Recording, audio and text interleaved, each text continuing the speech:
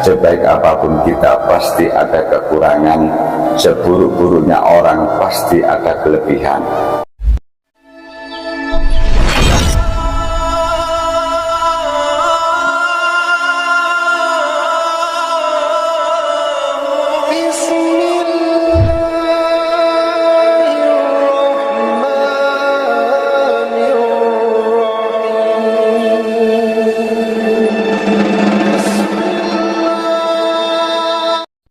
Jamaah rahimakumullah, diriwayatkan dari Ibnu Mas'ud radhiyallahu an bahwasanya Rasul sallallahu alaihi wasallam pernah memberikan wasiat, pernah memberikan peringatan kepada umatnya. Al-fajirur raji rahmatullahi ta'ala aqrabu ilallah minal 'abidil muqniti. Pendosa yang mengharapkan rahmat dari Allah subhanahu wa ta'ala, pendosa yang mengharapkan rahmat Allah subhanahu wa ta'ala adalah lebih dekat kepada Allah daripada abid ahli ibadah yang membuat orang berputus asa dari rahmat Allah subhanahu wa ta'ala. Jamaah rahimakumullah, ada ahli maksiat tapi selalu meminta rahmat kepada Allah subhanahu wa ta'ala. Ada pula ahli ibadah yang mengatakan bahwa orang lain yang tidak beribadah seperti dirinya tidak akan bisa mendapatkan rahmat Allah subhanahu wa ta'ala. Jamaah rahimakumullah, maka kalau kita mau menyadari ternyata lebih baik ahli maksiat tersebut yang mana di dalam hatinya terus mengharapkan rahmat ridho dari Allah subhanahu wa ta'ala, ketimbang ahli ibadah, ahli abid tapi hatinya merasa lebih baik daripada orang lain. Begitulah penjelasan apa yang tersirat dalam kandungan hadis wasiat peringatan dari Rasul sallallahu alaihi wasallam. Jamaah rahimakumullah, kenapa demikian? Sebab orang ahli maksiat tersebut masih mengakui kelemahannya, mengakui kesalahannya, mengakui dosa-dosanya, dan senantiasa terus meminta rahmat ridho kepada Allah subhanahu wa ta'ala. Diriwayatkan ada suatu cerita di zaman Nabiullah Musa alaihi salam. Ada seorang laki-laki yang meninggal dunia, namun masyarakat di sekitarnya menolak untuk memandikannya, bahkan mengkafaninya. Kenapa mereka menolak untuk memandikannya ataupun mengkafani mayit tersebut? Disebabkan karena laki-laki tersebut, orang tersebut suka membuat kemaksiatan, suka membuat keonaran di dalam masa hidupnya. Jamaah rahimakumullah, Allah subhanahu wa ta'ala merasa kasihan kepada orang tersebut, merahmati kepada mayit tersebut. Sebab apa Allah merahmati kepada sang mayit ahli maksiat tersebut? Karena mayit tersebut, pendosa tersebut malah dibuang mayatnya ke tempat sampah dari orang-orang di sekelilingnya atau masyarakat tersebut. Pendosa mayatnya dibuang di tempat sampah dengan alasan mayat tersebut, lelaki tersebut sering di dalam hidupnya melakukan kemaksiatan dan keonaran. Akhirnya apa para jamaah rahimakumullah?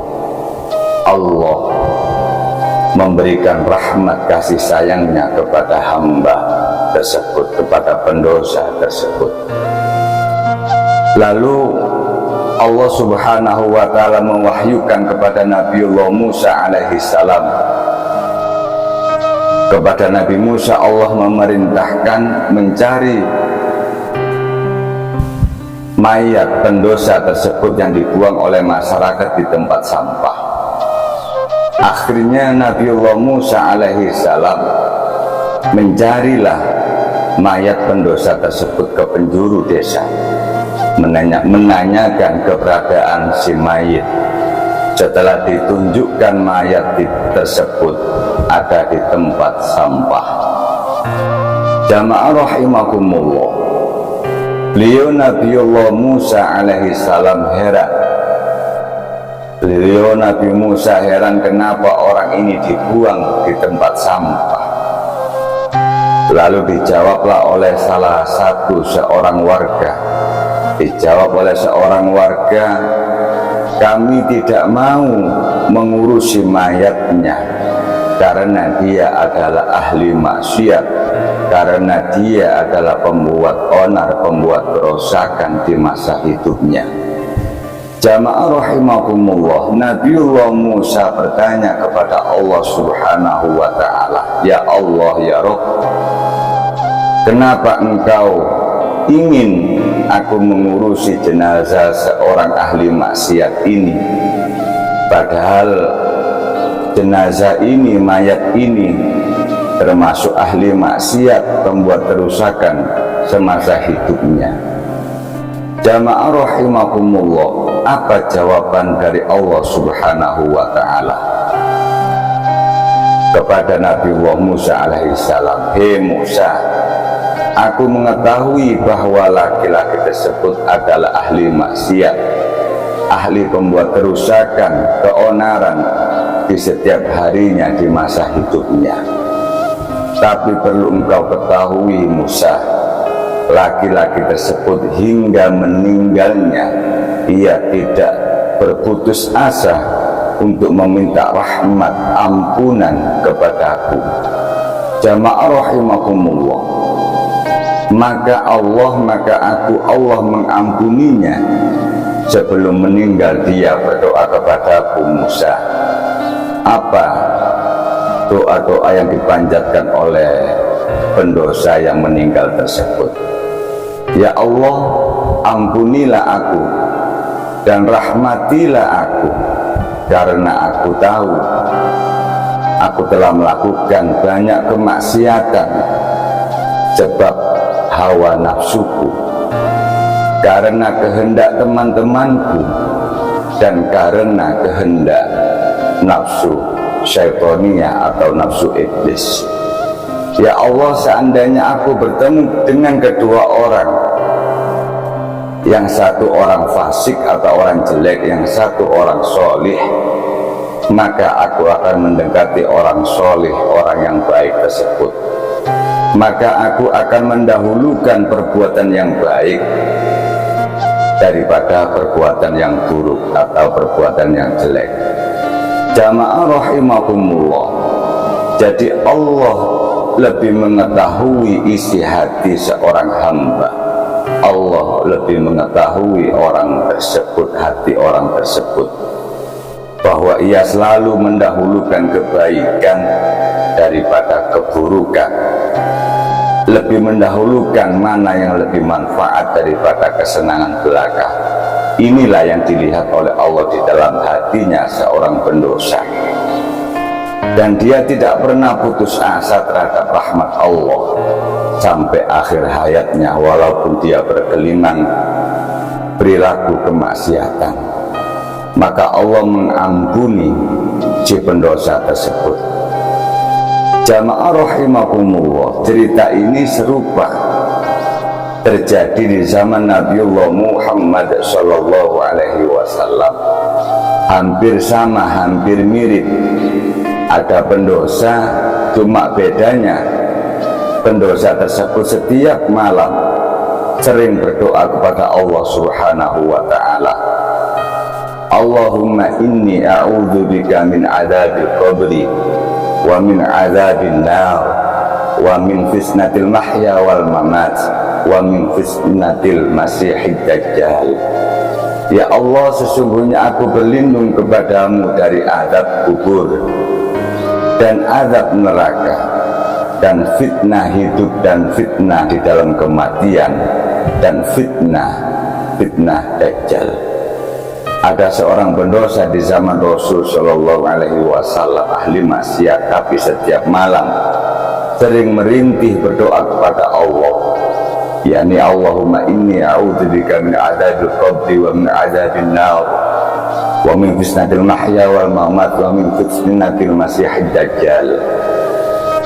Ternyata apa para jamaah rahimakumullah? Oleh karena itu Allah memuliakan laki-laki pendosa tersebut, dan para malaikat diperintahkan oleh Allah untuk turun ke bumi bertakziah kepada pendosa tersebut. Dari dua kisah tersebut, kisah cerita tersebut, bila kita ambil kesimpulan bahwa seburuk apapun perilaku kita, kekurangan kita hari ini, memang kita masih banyak kekurangan di dalam segala aspek, maka kita jangan sampai pernah berputus asa kepada rahmat Allah Subhanahu wa Ta'ala. Dalam kondisi apapun kita masih berpeluang menjadi orang yang lebih baik dan terus belajar kebaikan, dan kita tambah akan menyadari bahwa kita mengakui dan akan mengakui di dalam diri kita ini sebagai seorang hamba, kita tidak bisa apa-apa kecuali atas rahmat dan pertolongan Allah Subhanahu wa Ta'ala. Terakhir, sebaik-baiknya kita berperilaku jangan sampai memandang orang lain rendah atau memandang orang lain dengan remeh dengan berperilaku sebab orang lain tersebut mempunyai perilaku yang jelek. Jangan pandang hina orang pendosa. Mungkin mereka hina di mata kita, mungkin hina di telinga kita, akan tetapi kita tidak tahu jeritan apa di dalam hatinya, punya amalan apa mereka. Ternyata mereka punya amalan istimewa atau amalan yang tersembunyi di hadapan Allah Subhanahu wa Ta'ala. Maka tetap kita semua belajar berhusnudzon, jangan sampai berburuk sangka, berbaik sangkalah kepada sesamanya, karena kita sebaik apapun kita pasti ada kekurangan, seburuk-buruknya orang pasti ada kelebihan. Jamaah rahimakumullah, mudah-mudahan sekelumit apa yang menjadi mudzakarah ini, saling mengingatkan ini, kita semua diberikan oleh Allah Subhanahu wa Ta'ala petunjuk, rahmat, barokah fitini wa dunya hatta al-akhirah. Salam santri Embongan Official. Assalamualaikum warahmatullahi wabarakatuh.